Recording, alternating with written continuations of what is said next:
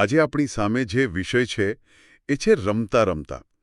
નામ સાંભળીને કદાચ એમ લાગે કે આ તો બાળકોની વાત છે, પણ જેમ જેમ આપણે આ પાઠની ઊંડાઈમાં જઈશું તેમ સમજાશે કે આ માત્ર રમતોની યાદી નથી. આ તો પેઢીઓ વચ્ચેનો સંવાદ છે, બદલાતા સમયની વાત છે, અને રમતનો અસલી અર્થ શું છે એના પરની એક વિસ્તૃત ચર્ચા છે. તો ચાલો આની અંદર ઉતરીએ અને જોઈએ કે આ રમતોની દુનિયા આપણને શું શીખવે છે. તમે બહુ સાચો મુદ્દો ઉઠાવ્યો. આ પાઠનું જે હાર્દ છે ને એ રમતોના નામમાં નથી, પણ એ રમતોની આસપાસ જે આખો વાર્તાલાપ થાય છે, જે પરિસ્થિતિઓ બને છે એમાં છે. અને શરૂઆત જ એકદમ પરિચિત દ્રશ્યથી થાય છે. શેરીમાં બાળકો પગથિયાની રમત રમી રહ્યા છે. આપણે જેને હોપસ્કોચ પણ કહીએ છીએ. હા, અને એમાં અવંતિકા એની નાની બહેન નંદિતાને રમત શીખવી રહી છે. મને લાગે છે કે આ દ્રશ્ય જ ઘણું બધું કહી જાય છે. આપણે એના નિયમોની ખાલી યાદી ન બનાવીએ, પણ એ સમજીએ કે આ નિયમો ખરેખર શું શીખવે છે. જેમ કે ઠીકરું ફેંકવું, પછી એક પગે કૂદવું, લીટીને ન અડવું, આ બધું શું છે? આ છે ને એ શારીરિક અને માનસિક કૌશલ્યનો એક અદ્ભુત સમન્વય છે. જુઓ, ઠીકરું બરાબર ખાનામાં જ ફેંકવું એ એક પ્રકારની નિશાન તાકવાની કળા છે. બરાબર. પછી એક પગે કૂદવું એ ખાલી શારીરિક સંતુલન નથી, એની સાથે ધ્યાન કેન્દ્રિત કરવાની પણ જબરદસ્ત કસરત છે.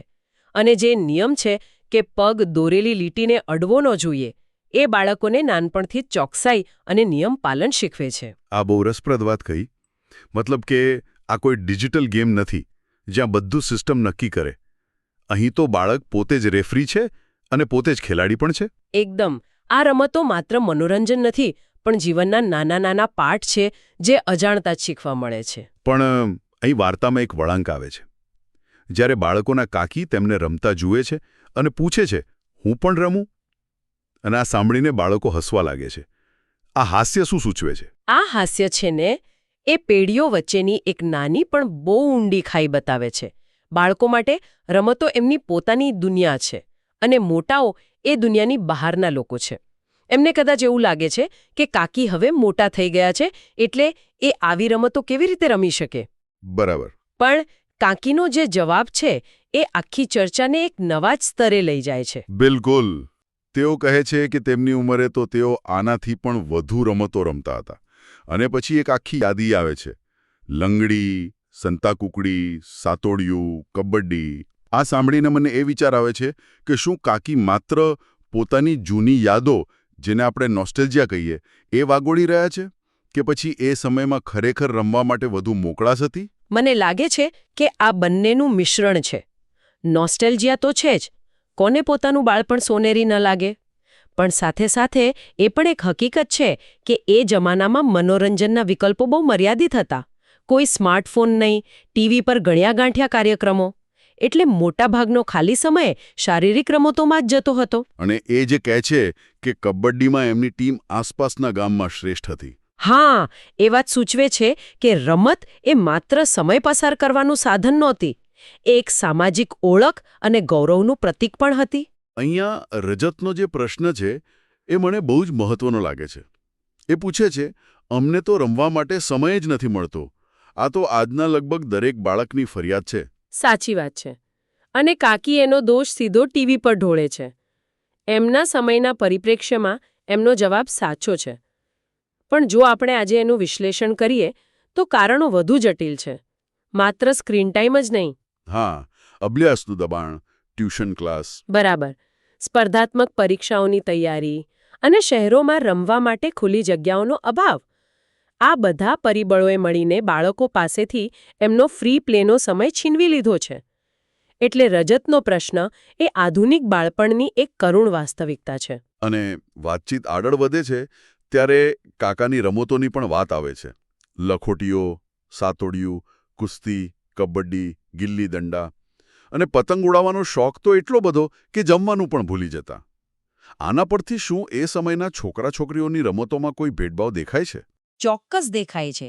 કાકી જે રમતો ગણાવે છે, લંગડી, સંતાકૂકડી, એ મોટે ભાગે જૂથમાં રમાતી અને ઓછી આક્રમક રમતો છે. જ્યારે કાકાની રમતો જુઓ, કુસ્તી, ગિલ્લી દંડા, એમાં શારીરિક બળ અને સ્પર્ધાનું તત્વ વધારે છે.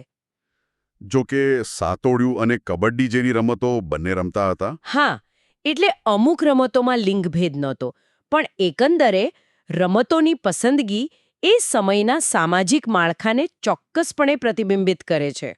આ બધી સરસ મજાની ચર્ચા ચાલી જ રહી હોય છે ત્યાં વરસાદ શરૂ થાય છે અને આખી રમતની દુનિયા બદલાઈ જાય છે. બધા બહારથી સીધા ઘરની અંદર આવી જાય છે. આ જે સંક્રમણ છે એ બહુ કુદરતી અને મહત્વનું છે. હા, અને ઘરની અંદરનું દ્રશ્ય પણ એટલું જ જીવંત છે. કાકા અને ફોઈ ચેસ રમી રહ્યા છે. આ એક જ દ્રશ્ય આપણને બતાવે છે કે રમતો માત્ર શારીરિક પ્રવૃત્તિ નથી. ચેસ તો શુદ્ધ બુદ્ધિ, વ્યૂહરચના અને ધીરજની રમત છે. એટલે પાઠ આપણને શારીરિક રમતોમાંથી સીધા જ માનસિક રમતો તરફ લઈ જાય છે. અને બાળકો પણ પોતાની રમતો શોધી જ લે છે. કેટલાક ઘર રમવાનું નક્કી કરે છે. પણ મને અહીં ઢીંગલી બનાવવાની જે ઘટના છે ને એ આખા પાઠનો સૌથી સુંદર ભાગ લાગે છે. રજત કહે છે કે ઢીંગલી હોત તો મજા આવત, અને કાકી તરત જ બજારમાંથી લાવવાની વાત નથી કરતા. ના, બિલકુલ નહીં. એ જૂના કપડામાંથી ઢીંગલી બનાવવાનું શરૂ કરે છે. આજના સંદર્ભમાં આ ઘટનાનું શું મહત્વ છે? આ ઘટના છે ને એ આધુનિક યુઝ એન્ડ થ્રો કલ્ચર અને તૈયાર રમકડાના યુગ પર એક મૌન ટિપ્પણી છે.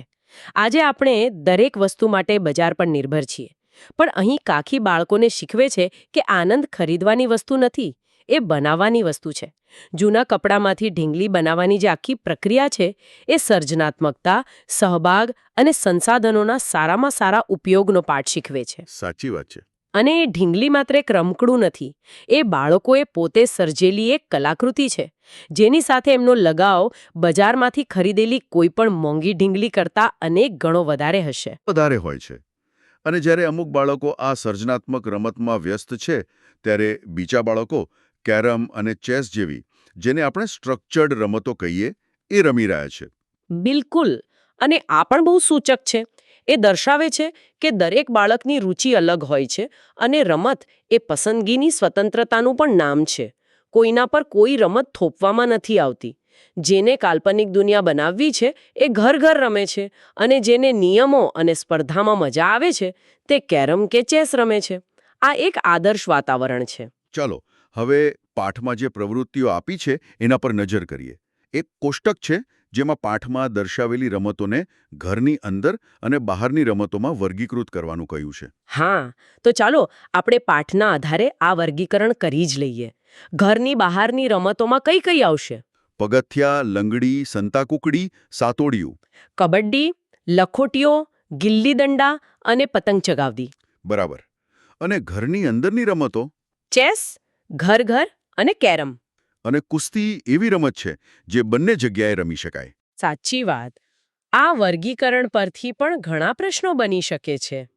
પાઠમાં એક પ્રખ્યાત રમતવીરનું નામ પણ છે, લજ્જા ગોસ્વામી. અને એ કઈ રમત રમે છે તે શોધી કાઢવા માટે કહેવામાં આવ્યું છે. હા, આ એક સંશોધન આધારિત પ્રશ્ન છે જે જિજ્ઞાસાને પ્રોત્સાહન આપે છે. હવે આવે છે સૌથી મનોરંજક ભાગ, ઉખાણા. મને લાગે છે કે આના પર પણ આપણે એક પછી એક વાત કરવી જોઈએ. ચોક્કસ, કારણ કે ઉખાણા પોતે જ એક બૌદ્ધિક રમત છે.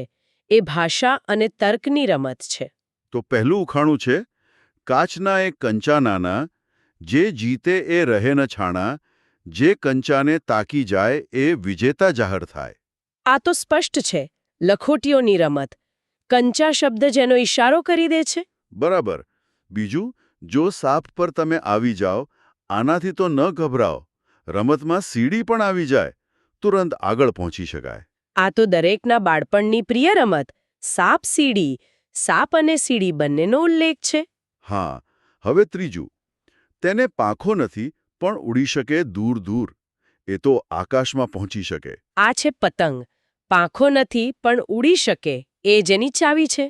ચોથું ઉખાણું, રાજા, રાણી, એક્કો ને ગુલામ બધા મળીને કરે છે કામ. આ 52 પત્તાની રમતનો ઉલ્લેખ છે. રાજા, રાણી, ગુલામ, એક્કો. બરાબર. પછીનું, ચોગ્ગા અને છક્કાના રન મળે તો શતક બને. આ તો ક્રિકેટ સિવાય બીજું શું હોઈ શકે? અને છેલ્લું, સફેદ કાળા પાટિયા પર રાજા, રાણી ને ઘોડો છે. નાના મોટા સૈનિકો અનોખો મગજ દોડાવે છે. આ ચેસ એટલે કે શતરંજની રમત છે. પાટિયું, રાજા, રાણી, ઘોડો, સૈનિકો બધા જ સંકેતો છે. આ ઉખાણા મૂકીને લેખક એ જ કહેવા માંગે છે કે રમત માત્ર મેદાન પર કે બોર્ડ પર જ નહીં, પણ શબ્દો અને વિચારોમાં પણ રમી શકાય છે. સાચી વાત. તો આખી ચર્ચાને અંતે જો આપણે શરૂઆતના પ્રશ્ન પર પાછા ફરીએ તો આ પાઠ રમવાનો સાચો અર્થ શું બતાવે છે? મને લાગે છે કે આ પાઠ રમતના 3 મુખ્ય પાસા ઉજાગર કરે છે. પહેલું, રમત એ શારીરિક અને માનસિક વિકાસનું એક કુદરતી સાધન છે. બીજું, રમત એ સામાજિક કૌશલ્યો શીખવાની એક પ્રયોગશાળા છે. નિયમો પાડવા, હાર-જીત સ્વીકારવી, ટીમમાં કામ કરવું, આ બધું. અને ત્રીજું, જે સૌથી મહત્વનું છે, રમત એ પેઢીઓને જોડતી એક કડી છે. કાકીનું બાળકો સાથે રમવાની ઈચ્છા વ્યક્ત કરવી એ જ બતાવે છે કે રમતની ભાષાને કોઈ ઉંમરનો બાધ નથી હોતો. તમે પેઢીઓને જોડવાની જે વાત કરી એ બહુ મહત્વની છે. આજના ડિજિટલ યુગમાં જ્યાં બાળકો ઓનલાઈન ગેમ્સમાં અને માતાપિતા સોશિયલ મીડિયામાં વ્યસ્ત છે, ત્યાં આવી કઈ રમતો છે જે આખા પરિવારને સાથે લાવી શકે? કદાચ આ પાઠ આપણને એ દિશામાં વિચારવા માટે પ્રેરણા આપે છે. ચોક્કસ. કેરમ, ચેસ, પત્તા કે સાપસીડી જેવી રમતો આજે પણ એટલી જ પ્રસ્તુત છે. આ પાઠ એ જ યાદ અપાવે છે કે રમત એ માત્ર બાળકો માટેની પ્રવૃત્તિ નથી, એ એક પારિવારિક અને સામાજિક અનુભવ છે. તો આ ચર્ચાના અંતે એક વિચાર શ્રોતાઓ માટે છોડી જઈએ. પાઠમાં કાકી જૂના કપડામાંથી ઢીંગલી બનાવે છે. આજના યુગમાં જ્યાં આપણી પાસે અત્યાધુનિક વિડિયો ગેમ્સ અને AI સંચાલિત રમકડા પણ છે, ત્યાં શું હાથે બનાવેલી રમત કે સર્જનાત્મકતા માટે કોઈ સ્થાન બચ્યું છે? કે પછી ટેકનોલોજીએ આપણી રમવાની કલ્પનાને જ ક્યાંક સીમિત કરી દીધી છે?